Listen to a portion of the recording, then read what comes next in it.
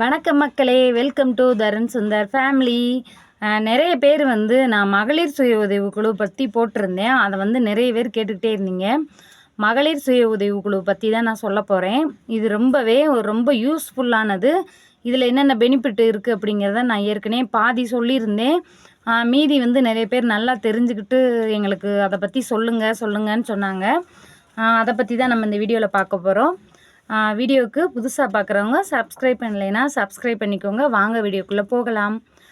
இன்றைக்கி வந்து மகளிர் சுய உதவி குழுவில் சேர்க்குறதுக்கு நான் ஏற்கனவே என்னென்ன வேணுங்கிறத நான் சொல்லியிருக்கிறேன். 12 பேர் இருந்தாலே மகளிர் சுய உதவி குழு வந்து ஆரம்பிக்கலாம். மினிமம் 12 பேர் இருக்கணும். இப்போ 12 பேருக்கும் ப்ரூஃபெல்லாம் வாங்கி நம்ம வந்து பேரூராட்சியில் ஒரு தலைவி இருப்பாங்க. அவங்க மூலியமாக தான் நம்ம வந்து வட்டாட்சியர் அலுவலகத்தை வந்து நம்ம வந்து அணுகணும். வட்டாட்சியர் அலுவலகம் கிடையாது, நம்ம கலெக்டர் ஆஃபீஸ் இருக்குல்ல, கலெக்டர் ஆஃபீஸ்க்கு தமிழ் என்ன சொல்லுவாங்க, மாவட்ட ஆட்சியர் அலுவலகம். சின்ன ஒரு கேப் விழுந்து வச்சு மன்னிச்சுக்கோங்க. மாவட்ட ஆட்சியர் அலுவலகத்தில் வந்து இதை வந்து கொடுப்பாங்க. நம்ம ப்ரூஃபெல்லாம் கொடுத்ததுக்கப்புறம் அவங்க வந்து எங்களை ஒரு 12 பேரையும் வச்சு ஒரு மீட்டிங் எடுத்து ஃபோட்டோலாம் எடுத்து அனுப்ப சொல்லுவாங்க. நான் வந்து 12 பேர் சேர்த்து எங்கள் ப்ரூஃபெல்லாம் கொடுத்து கலெக்டர் ஆஃபீஸ் போய் வந்துருச்சு வெற்றிகரமாக. நாங்கள் வந்து இப்போ என்ன செஞ்சோன்னு பார்த்தீங்கன்னா, எங்களுக்கு வந்து ஒரு மீட்டிங் போட்டாங்க. இந்த மீட்டிங்கில் வந்து எங்களெல்லாம் ஃபோட்டோலாம் எடுத்துக்கிட்டாங்க. எடுத்துகிட்டு என்னென்ன சொன்னாங்க அப்படிங்கிறத நான் உங்களுக்கு சொல்கிறேன். நான் ஏற்கனவே குழுவில் இருந்திருக்கேன், அதனால் எனக்கு தெரியும். இருந்தாலும் இப்போ வந்து அதில் என்னென்ன பெனிஃபிட் இருக்குது அப்படிங்கிறத நான் உங்களுக்கு சொல்கிறேன். நாங்கள் சேரும்போது இப்போ 500 கட்டி சேர்ந்துருக்கோம். மினிமம் 200 சேமிப்பு கட்டலாம். 300, 400, 500 சேமிப்பு கட்டலாம். எந்த அளவுக்கு நம்ம சேமிப்பு அதிகமாக கட்டுறோமோ லோன் பணமும் அவ்வளோ அதிகமாக கொடுப்பாங்க. இப்போ வந்து இந்த 12 பேரும் இன்னொருத்தர் சொன்னாங்க, நான் சொன்னேன் 2 பைசா வட்டி தான் உள்கடன் கொடுத்து 2 பைசா வட்டிக்கு வாங்கணும் அப்படின்ட்டு. ஒரு சிஸ்டர் வந்து கேட்டாங்க, வட்டிக்கெல்லாம் ஏங்க வாங்குறீங்க, வட்டிக்கெல்லாம் கொடுக்கலாமா, வட்டிக்கு ஏன் வாங்குறீங்க, வட்டிக்கு வாங்குவதும் தப்பு கொடுக்குவதும் தப்புன்னாங்க. நம்ம தனிப்பட்ட ஒரு நபருக்கு வட்டி கொடுக்கறது வாங்கிறது தான் தப்பு. இது வந்து பார்த்திங்கன்னா இது வந்து நம்ம தமிழக அரசு மூலியமாக நடத்தக்கூடிய ஒரு மகளிர் சுய உதவி குழு.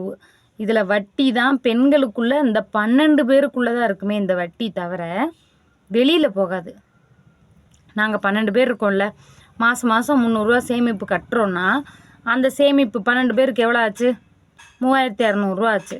இந்த 3200 இப்போ ஒருத்தர் வந்து எங்களுக்கு அந்த 3200 பணம் எங்களுக்கு உள்கடனாக வேணும்னு கொடுக்குறாங்கன்னா அந்த 3000 நாங்கள் அவங்கக்கிட்ட உள்கடனாக கொடுத்துருவோம்.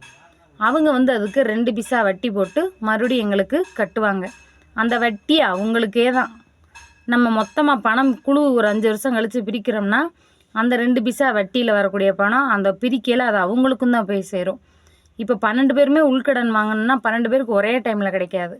ஒரு மாதம் 2 பேர், மறு மாதம் 2 பேர், அப்படி நம்ம கொஞ்சம் நாள் ஆக ஆக நம்ம குழு சேர்த்து 1 வருஷம் 2 வருஷம் 3 வருஷம் ஆகுதுன்னா நாள் ஆக ஆக நம்ம சேமிப்பு பணம் பெருசாகிக்கிட்டே போகும்.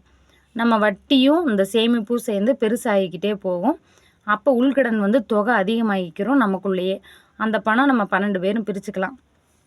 இப்போ வந்து குழு ஆரம்பித்து 3 மாதத்தில் மானியம்னு ஒன்று தருவாங்க. முந்தி 15000 தந்தாங்களாம், 10000ங்கிறாங்க, 15000ங்கிறாங்க.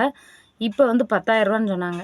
இந்த 10000 வந்து மானியமாக எங்களுக்கு குழுவுக்கு கொடுப்பாங்க. இந்த 10000 நாங்கள் என்ன செய்வோம்னா அதையும் எங்களுக்குள்ளேயே உள்கடன் வந்து கொடுத்துக்குருவோம். இப்போ சொன்னல 2 பைசா வட்டின்னு, அது மாதிரியே இந்த காசையும் நாங்கள் மானிய கடனாக இதுக்குள்ளேயே நாங்கள் வந்து கொடுத்துக்குருவோம். அடுத்து வந்து 6 மாதம் முடிஞ்சிருச்சுன்னா லோன் வந்து வாங்கிக்கலாம். லோன் வந்து கம்மி வட்டி தான் இருக்கும். அங்கேயும் வந்து பேங்க் வட்டி 2 பைசா வட்டியில் தான் கொடுப்பாங்க. இத்தனை மாதம் ஒரு 20 மாதம் டியூ கட்டுறோன்னா 20 மாதம் வந்து நம்ம கரெக்டாக அந்த தேதியில் பணத்தை வந்து கொண்டு போய் கட்டிடணும். நீங்கள் எந்த குழுவாக இருந்தாலும் சரி, நான் வந்து இப்போ வாட்ஸ்அப் வந்து குரூப் வந்து ஓப்பன் பண்ணியிருக்கேன், மகளிர் சுய உதவி குழுன்னு. எங்கள் 12 பேரும் நாங்கள் 12 பேருமே அந்த குரூப்பில் வந்து இருப்போம். நான் வந்து அந்த குரூப்பை வந்து மெயின்டைன் பண்ணுறேன். இப்போ 12 பேரும் என்னை நம்பி சேர்ந்துருக்காங்கன்னா நான் அவங்க கொடுக்க வேண்டிய பணத்தை நான் வந்து பேங்கில் கட்டிட்டேங்கிறதுக்கு ப்ரூஃபாக அந்த செல்லான் அவங்க கொடுக்கக்கூடிய ரெசிப்ட் இதெல்லாம் ஃபோட்டோ எடுத்து நான் போட்டுருவேன். அப்புறம் வந்து இந்த 12 பேர் நான் வச்சுருக்கிறத சொல்கிறேன், நான் என்னெல்லாம் செய்யலாங்கிறத திட்டம் வச்சுருக்கேன்ட்டு. இந்த 12 பேர் வீட்லேயும் ஒரு நல்லதுனாலும் சரி ஒரு கெட்டதுனாலும் சரி இந்த 12 பேரும் கலந்துக்கிறணும். அப்போ தான் அவங்களுக்குள்ள ஒரு கம்யூனிகேஷன் வந்து உருவாகும். அப்போ கரெக்டாக மாதம் 20ஆம் தேதி சேமிப்பு பணம் கட்டணும் அப்படின்னா 300 சேமிப்பு கட்டுறோம்ல, அப்படி கட்டுறத அந்த 20ஆம் தேதி சாயந்தரம் 6 மணிக்கு. நான் வந்து ஏன் சாயந்தரம் 6 மணிக்கு சூஸ் பண்ணுறேன் அப்படின்னா, பகலில் நிறைய பேர் நான் வேலைக்கு போகிறேன், வீட்டில் வேலை இருக்குது, சோறாக்கணும் அப்படின்னு வெளியில் போகணும் அப்படின்னு சொல்லுவாங்க. அதனால் சாயந்தரம் 6 மணிங்கும்போது எல்லாருமே ஓரளவுக்கு ஃப்ரீயாக இருக்கிற வேலை முடிஞ்சு வந்துடுவாங்க. அதனால் அந்த 6 பேரும் 6 மணிக்கு அந்த 12 பேரும் சேர்ந்து கூட்டமாக அந்த கூட்டத்தில் உட்காந்து இந்த மாதம் உள்கடன் யாருக்கு, இந்த மாதம் நீங்கள் எவ்வளோ, உங்களுக்கு பணம் எவ்வளோ வேணும், இந்த மாதம் உள்கடன் வாங்கினவங்க வட்டி இவ்வளோ கட்டியிருக்காங்க அப்படிங்கிறத முதற்கொண்டு அந்த 12 பேருக்குமே தெரியணும். இவங்க கடன் வாங்கியிருக்காங்க, கட்டியிருக்காங்க வட்டியோட அப்படிங்கிறது.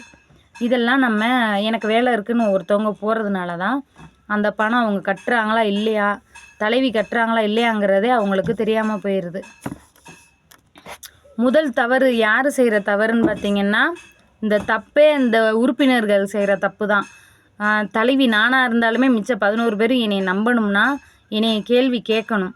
அந்த 11 பேரும் என்னை கேள்வி கேட்கலைன்னா நான் தப்பு செய்கிறேன்ல.